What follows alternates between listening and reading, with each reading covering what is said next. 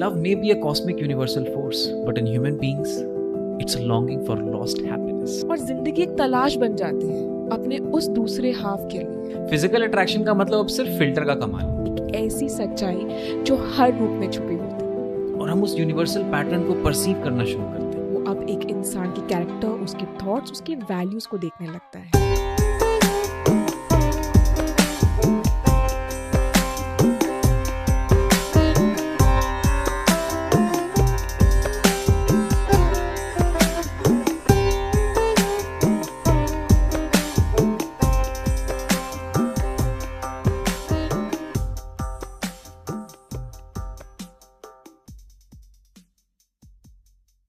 कौन कहता है कि फिलॉसफी बोरिंग है या सिर्फ बोरिंग जगहों पे की जाती है?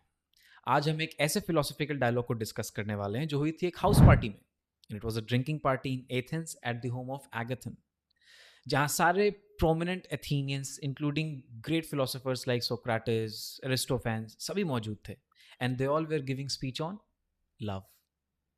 और इसी फिलोसॉफिकल डायलॉग्स को बाद में प्लेटो ने ऑथर किया, which is now popularly known as Plato symposium. कहते हैं खुदा ने इस जहां में सभी के लिए किसी ना किसी को है बनाया, हर किसी के लिए तेरा मिलना है उस रब का इशारा, मानो मुझको बनाया तेरे जैसे ही किसी के लिए। कुछ तो है तुझसे राबता, कुछ तो है तुझसे राबता, कैसे हम जाने हमें क्या पता, कुछ तो है तुझसे राबता।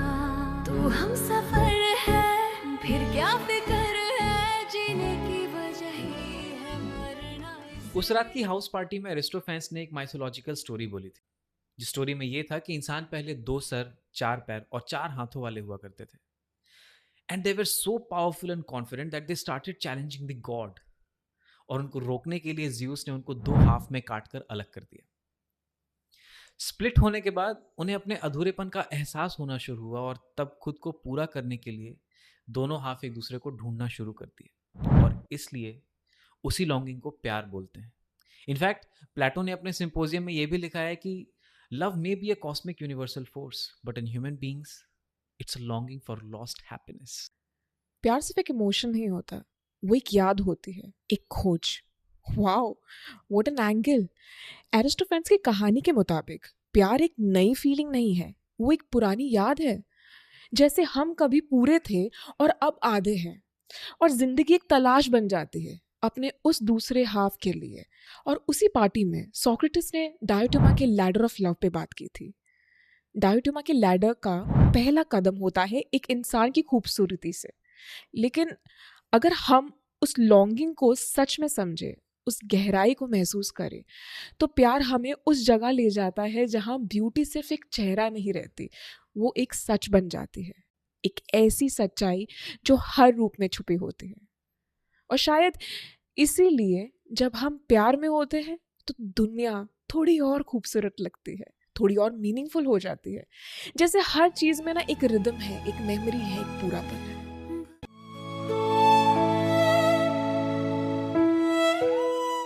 पर आजकल के सिचुएशनशिप के ज़माने में तो प्यार का पहला कदम नहीं, पहला स्वाइप होता है।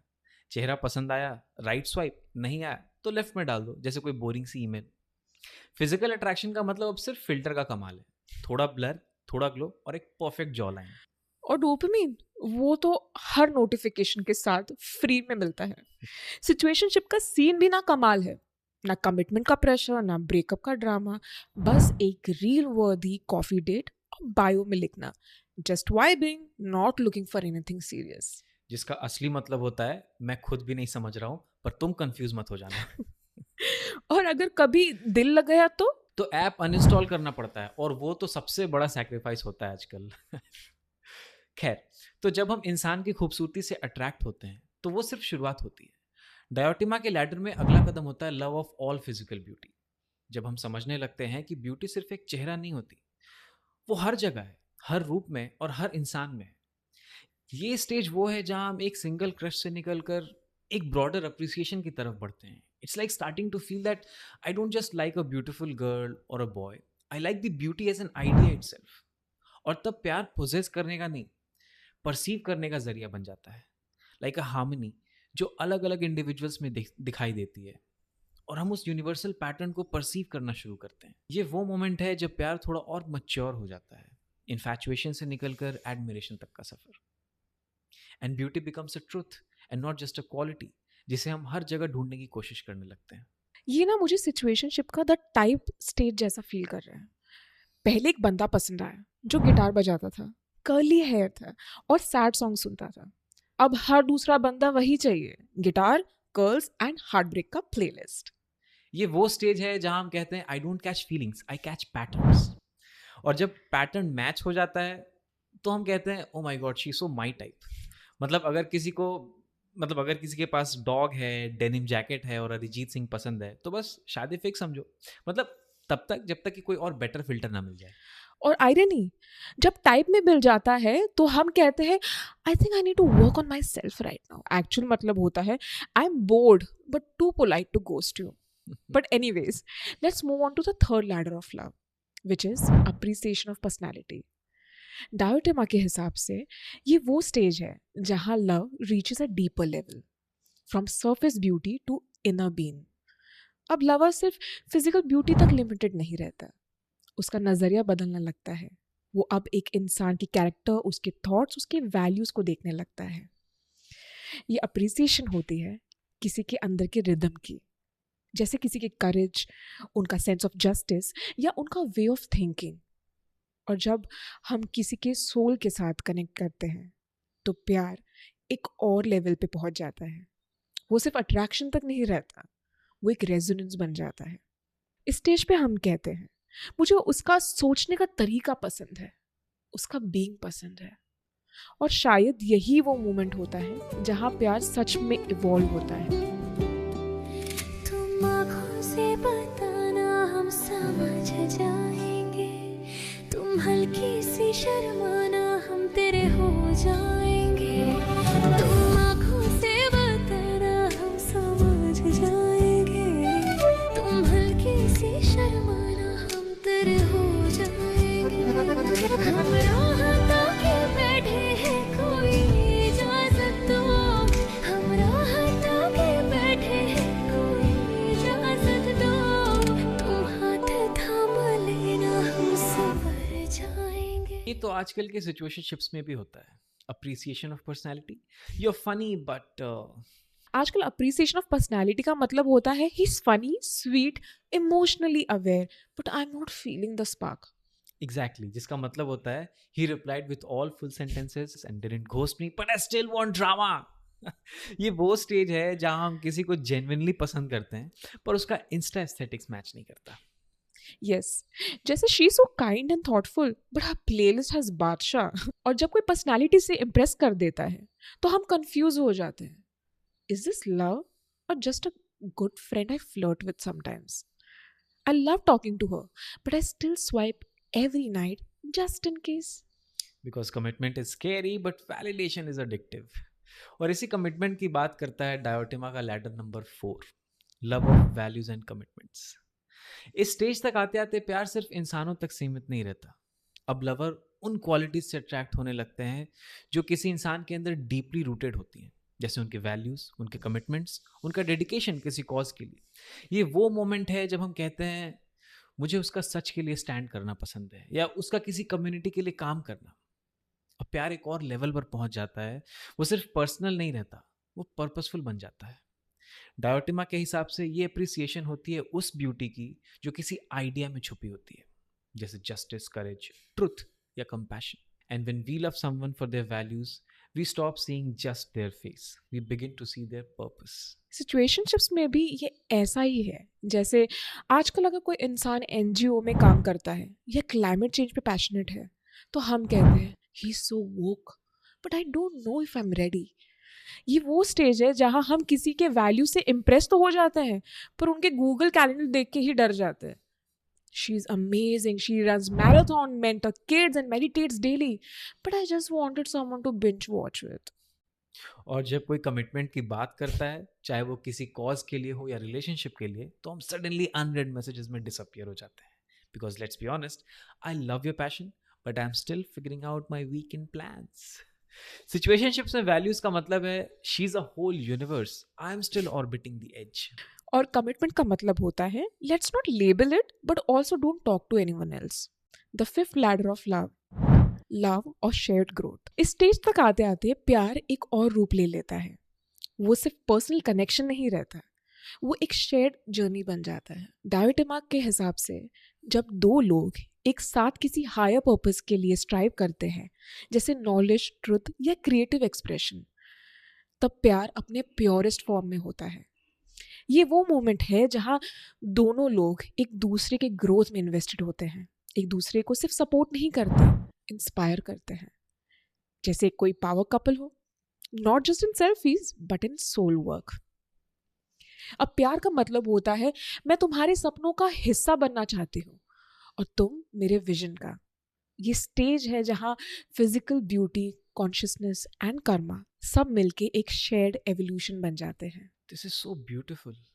पता नहीं आजकल कितने लोग इस लैडर तक आ पाते होंगे, क्योंकि आजकल के सिचुएशनशिप्स में दोनों लोग एम्बिशियस होते हैं, क्रिएटिव होते हैं, एक दूसरे के रील्स पे फायर इमोजीज डालते हैं, दोनों लोग एक दूसरे के ग्रोथ के लिए एक्साइटेड होते हैं, पर कमिटमेंट के नाम पे वाईफाई डिस्कनेक्ट हो जाता है। You know, we are building something together but also keeping our options open. और जब कोई पूछता है तो क्या तुम दोनों सीरियस हो, तो रिप्लाई होता है we are just seeing where it goes. और जिसका मतलब होता है we are emotionally coworking but romantically freelancing. Power couple बनने का सपना तो होता है, पर कैलेंडर पे फ्यूचर टॉक का स्लॉट कभी कंफर्म नहीं होता। एक साथ मेडिटेट करते हैं, विजन बोर्ड बनाते हैं, पर relationship status it's complicated but aesthetically pleasing.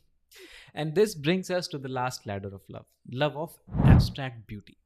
ये वो स्टेज है जहाँ प्यार अपने सबसे रिफाइंड फॉर्म में होता है। अब हम किसी इंसान, चेहरे या इवन उनके वैल्यू से भी आगे बढ़ चुके होते हैं। डायोटिमा के हिसाब से अब प्यार एक ऐसे ट्रुथ के लिए होता है जो टाइमलेस है, एक एब्स्ट्रैक्ट ब्यूटी जो हर जगह है लेकिन किसी एक रूप में बंधी नहीं है। ये वो मोमेंट है जब हम कहते हैं it's not just you I love, it's a glimpse of something eternal that I see through you. अब प्यार एक सोल कनेक्शन बन जाता है, एक राइड और डाई बॉन्ड जहां दो लोग एक दूसरे के साथ नहीं, एक दूसरे के बियॉन्ड जाते हैं। ये प्यार वो है जो किसी आइडिया, किसी ट्रुथ, किसी हायर कॉन्शियसनेस के साथ जुड़ता है। From the face to the soul and from the soul to the truth that binds all things. ये सुन के ही कितना ब्लिसफुल लग रहा है यार। पर सिचुएशनशिप में राइड और डाई सोल कनेक्शन का मतलब है we are deep but still not exclusive. आजकल अगर कोई कहता है we just get each other it's spiritual, तो समझ जाओ ये राइड और डाई स्टेज है। बस बाइक पे राइड कभी कभी किसी और के साथ भी हो जाती है। शायद ये वो फेज है जहां दोनों लोग एक दूसरे के ट्रॉमा, एस्ट्रोलॉजी चार्ट और प्लेलिस्ट के थ्रू बॉन्डेड होते हैं। We are not dating but we are definitely soulmates. जिसका मतलब होता है we cry together but still don't post each other. और जब कोई पूछता है तो तुम दोनों क्या हो, तो रिप्लाई आता है it's deeper than labels. Yes, और जिसका मतलब होता है we are emotionally married but romantically single. ये कनेक्शन इतना इंटेंस होता है कि ब्रेक कभी स्पिरिचुअल होता है। We didn't end, we just evolved. और फिर दोनों अपने अपनी हीलिंग जर्नी पे निकल जाते हैं with matching crystals and mutual Spotify playlist. होके भी कुछ लागे, तू मेरा कोई ना होके भी कुछ लागे कि यारे जो भी तूने कैसे किया रे, जिया को मेरे बांध ऐसे लिया रे, समझ के बिना समझ में सुकून। आज के एपिसोड में हमने डिस्कस किया प्लेटो सिंपोजियम, जिसमें हमने लैडर ऑफ लव के थ्रू समझा how love is a ladder to divinity.